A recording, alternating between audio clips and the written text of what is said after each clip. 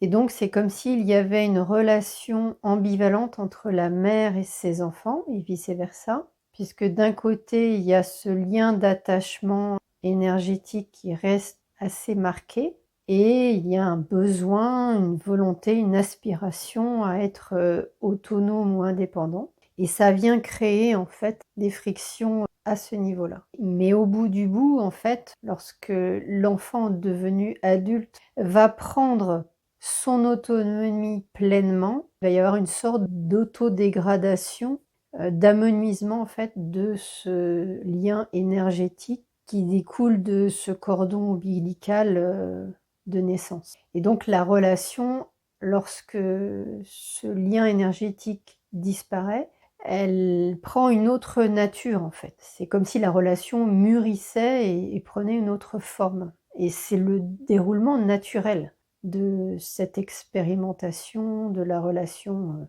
enfant-parent. Mais aujourd'hui, dans le contexte, sociétal particulièrement, complexe et anxiogène de la vie en société, il en découle, des peurs et donc il y a des réticences inconscientes des enfants et de la maman à autoriser quelque part la réduction et la destruction progressive et naturelle de ce cordon énergétique. Donc d'un côté, on a la maman qui cherche à protéger ses enfants de l'environnement hostile et de l'autre côté, on a les enfants qui ont des peurs quelque part qu'on pourrait qualifier de légitimes compte tenu aujourd'hui, de l'état de dégradation sociétale.